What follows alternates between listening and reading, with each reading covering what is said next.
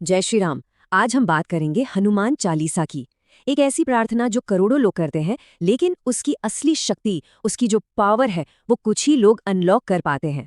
तो सवाल ये है कि आखिर ऐसा होता क्यों है? सोचने वाली बात है ना। नमस्कार, मिस्टिक सूत्रा में आपका स्वागत है। लगभग हर घर में रोज हनुमान चालीसा का पाठ होता है। फिर भी जो एक नतीजा मिलना चाहिए, जो एक कनेक्शन महसूस होना चाहिए, वो क्यों नहीं होता? देखिए, समस्या चालीसा में नहीं है, समस्या है हमारे पाठ करने के तरीके में। और यहीं से सबसे पहली और सबसे बड़ी गलती शुरू होती है। हम में से ज्यादातर लोग चालीसा को पढ़ते हैं, जाप नहीं करते। पढ़ना क्या है? एक रेस की तरह है, बस 2 मिनट में खत्म करना है। लेकिन जाप करना वो बिल्कुल अलग है। वो एक कनेक्शन है, एक जुड़ाव है, जहां हर शब्द को महसूस किया जाता है। जब तक शब्दों में इमोशन यानी भाव नहीं जुड़ता ना, तब तक वो सिर्फ शोर है, प्रार्थना नहीं। तो ये जो हमारी प्रार्थना की शक्ति है ना, वो असल में 3 जगहों से लीक हो जाती है, बिल्कुल वैसे ही जैसे किसी पाइप से पानी लीक हो रहा हो। आइए एक एक करके इन एनर्जी लीक्स को समझते हैं, जो हमारी पूरी मेहनत पर पानी फेर देती हैं। पहला लीक है टेक्निकल लीक, मतलब पाठ करने के तरीके में ही गड़बड़ है। सबसे पहले तो स्पीड, इतनी तेजी से पाठ करते हैं जैसे कोई ट्रेन छूट रही हो। फिर आती है अनुशासन की कमी, आज किया कल छोड़ दिया। इसे एक लेन देन जैसा बना दिया है, जबकि तुलसीदास जी ने तो खुद ही एक कोड दिया है, जो 7 बार पाठ कर कोई। ये संख्या और दोहराव के विज्ञान की तरफ एक इशारा है, जिसे हम अक्सर नजरअंदाज कर देते हैं। और ये बात एक पुराने श्लोक में कितनी खूबसूरती से समझाई गई है कि जो इंसान बिना मतलब जाने शास्त्र पढ़ता है, वो उस गधे के जैसा है जिसकी पीठ पर चंदन की लकड़ी तो लदी है। उसे वजन तो महसूस हो रहा है, पर चंदन की खुशबू नहीं। जरा सोचिए, कहीं हम भी तो वही नहीं कर रहे? चालीसा का पाठ तो कर रहे हैं, पर क्या उसका अर्थ, उसकी सुगंध महसूस कर पा रहे हैं? और यहीं से आता है दूसरा लीक, मेंटल लीक, यानी मन कहीं और है। जुबान से तो निकल रहा है संकट कटे मिटे सपीरा, लेकिन दिमाग में चल रही है बैंक की ईएमआई, ऑफिस का टेंशन। एक बात हमेशा याद रखनी चाहिए, हनुमान जी भाषा नहीं भाव समझते हैं। वो एक तरह से टेलीपैथी समझते हैं। अगर मन ही कनेक्ट नहीं हुआ ना, तो समझ लीजिए कॉल लगा ही नहीं। और तीसरा लीक, ये शायद सबसे कड़वी सच्चाई है, बिहेवियरल लीक, यानी हमारे कर्म, हमारे काम। सुबह सुबह हनुमान चालीसा पढ़ी और फिर दिन भर झूठ, गुस्सा, बेईमानी, दूसरों को दुख देना, ये सब चलता रहा। तो ये काम कैसे करेगा? हमें ये समझना होगा कि हनुमान जी रामदूत हैं। वो वहीं कृपा करते हैं जहां राम के सिद्धांत यानी सत्य और मर्यादा का पालन होता है। तो ठीक है, ये 3 लीक्स तो समझ आ गए जिन्हें ठीक किया जा सकता है। लेकिन एक ऐसी मास्टर गलती है, एक बहुत बड़ी भूल, जो शायद 99% लोग करते हैं, और वो भी पहली चौपाई शुरू करने से भी पहले। क्या हो सकती है वो गलती? ऐसी कौन सी चीज है जो इतनी जरूरी है, लेकिन हम उसे नजरअंदाज कर जाते हैं? इसका जवाब कहीं बाहर नहीं, खुद हनुमान चालीसा के अंदर ही छिपा है। ये रही वो चौपाई, राम द्वारे तुम रखवारे, होत न आज्ञा बिनु पैसारे। इसका मतलब क्या है कि राम के दरवाजे पर हनुमान जी रखवाले हैं, उनकी आज्ञा के बिना कोई अंदर जा ही नहीं सकता। अब गलती समझ में आई?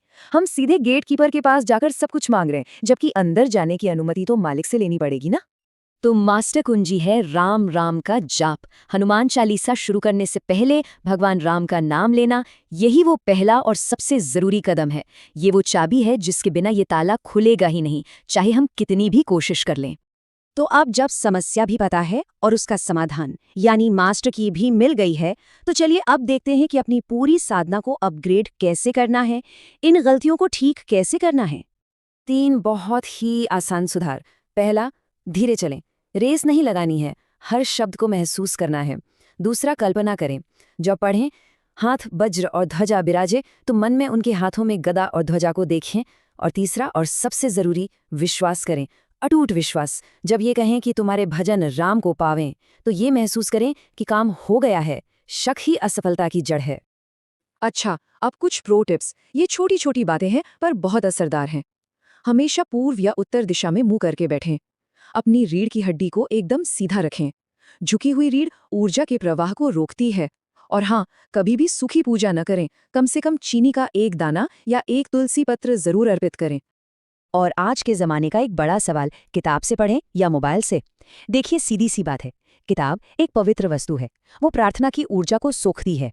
वहीं मोबाइल एक ऐसा यंत्र है जिसे हम हर जगह ले जाते हैं और जो विकर्षणों से भरा है। साधना के लिए हमेशा ग्रंथ का उपयोग करें, यंत्र का नहीं। कनेक्शन हार्डवर्क से होता है, नेटवर्क से नहीं। अब एक और महत्वपूर्ण बात समझते हैं। पाठ के नियम हमेशा एक जैसे नहीं होते। ये इस पर निर्भर करता है कि उद्देश्य क्या है, रोज की भक्ति या कोई विशेष लक्ष्य। जब किसी खास मकसद जैसे नौकरी या बीमारी के लिए पाठ करते हैं तो वो अनुष्ठान कहलाता है। इसमें संकल्प, समय और नियम बहुत सख्त होते हैं। लेकिन जब सिर्फ शांति और जुड़ाव के लिए पाठ करते हैं तो वो उपासना है। इसमें नियम थोड़े लचीले हो सकते हैं क्योंकि यहाँ भाव की प्रधानता होती है। एक का परिणाम तेज होता है और दूसरे का धीमा लेकिन स्थायी। तो अब हम इस पूरी चर्चा के सार पर पहुंच रहे हैं। हमने एनर्जी लीक्स को समझा, मास्टर कुंजी को जाना और सही नियमों को भी सीखा। अब बात है अंतिम पासवर्ड की। तो सार ये है, हनुमान चालीसा कोई जादू की छड़ी नहीं, ये एक पासवर्ड है। और ये पासवर्ड तभी काम करता है जब इसे सही भावना, सही आचरण और राम नाम की मास्टर कुंजी के साथ दर्ज किया जाता है। तभी कृपा का ताला खुलता है, सिर्फ शब्दों को दोहराने से नहीं। तो अब सवाल ये उठता है कि अगली प्रार्थना में क्या सिर्फ शब्दों की दौड़ लगाई जाएगी या फिर रुककर, महसूस करके और सही कुंजी के साथ उस दिव्य पासवर्ड को दर्ज करने की एक सच्ची कोशिश होगी? ये फैसला हर साधक का अपना है। मिस्टिक सूत्रा अपने सब्सक्राइबर्स के लिए ये सेवा बिल्कुल निःशुल्क दे रहा है। आपको बस इतना करना है, इस चैनल को अभी सब्सक्राइब करें, इस वीडियो को लाइक करें और नीचे कमेंट बॉक्स में अपना नाम, जन्म की तारीख, जन्म का समय और जन्म स्थान लिखें। साथ में अपनी एक मुख्य समस्या लिखें। हम वैदिक सूत्रों के आधार पर आपके ग्रहों की स्थिति को समझकर आपको वो सटीक उपाय बताएंगे जो सिर्फ आपके लिए बना है। भीड़ से बाहर निकलिए और सत्य को जानिए। मिस्टिक सूत्रा के साथ जुड़ने के लिए धन्यवाद। जय श्री राम।